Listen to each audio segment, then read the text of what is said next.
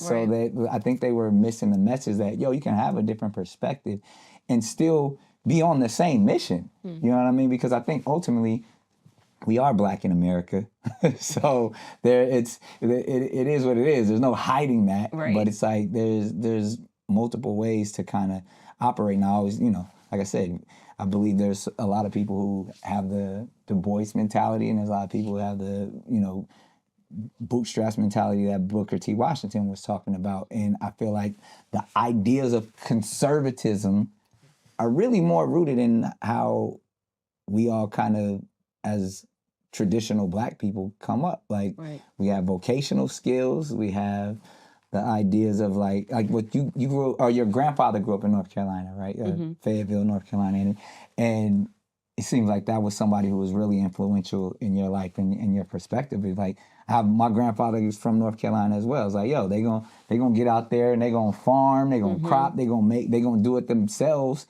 And that mentality kind of gets lost in, a post-civil rights generations, when they say like, oh yeah, we are owed certain things. We do need certain things, but I do kind of feel like it's almost this, I don't know how to say it, like, because or you put it as a victim mentality, but because the truths are the truths. We see where it's harsh, and we see that this system was not designed for us to win, but it's not really designed for anyone to win except for that top 3 or 1%.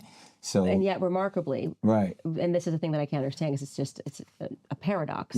Black America will say, this system wasn't built for us, and yet they insist on more system.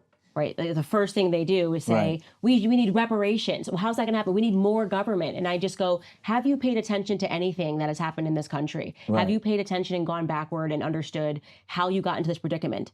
How you could possibly think it's almost an abusive relationship. Like the solution is, I just got to go back to that person that just keeps punching me in the face. That's where Black America is at right now. Right. It's almost, I understand it, to be clear. I am compassionate in understanding, because of how much I've studied the history of psychology, that it was nearly impossible for Black Americans not to land up on the left-leaning side, not to believe that, white people were their number one enemies. They sat down and thought, you get these people into public school and we will fill them with garbage for the first 18 years of their lives, right? So that's hard to undo, right? That you're being intentionally targeted in a government classroom, and they are selling to you every day that you are a victim on purpose. This is they want you to come out the other side and insist on more governance, because that's the ultimate goal is to recreate slavery and not even have Black Americans know that they're slaves. The perfect slave is a person that doesn't know they're a slave,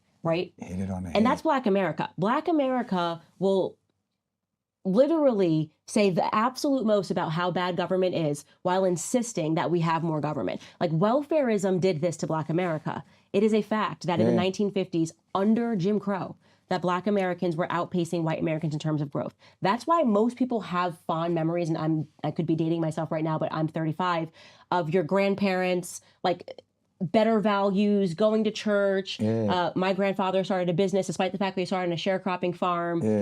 Faith was at the center of the family. And then you go, what happened?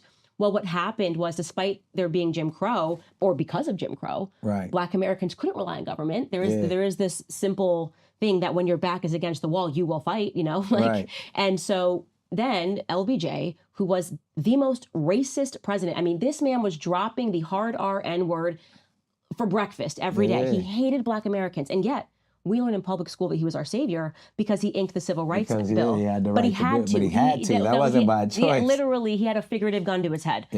And there's more stuff that he did in terms of trying, the draft, wanting Black Americans to die first in Vietnam, because he was so committed to racism. And he said, signing this, I'll have these N-words voting Democrat for the next 200 years. And in one fell swoop, he signed welfarism in. And that's what broke down our families. That is the pipeline to prison. Took the Black father out the household. Yes, the denigration. And that is why I think, actually, I've landed better amongst Black males than amongst Black females, is because I understand that the denigration of the Black man is a big piece of this, right? It was intentional. It was targeted. And media plays a role in this. Hip hop plays a role in this. All of this is by design. It's not by accident. And it's just so foolish to think that the solution is going to be the very people who sat down and put together this Machiavellian plan. Right. So it's like they say the schools and organized religions are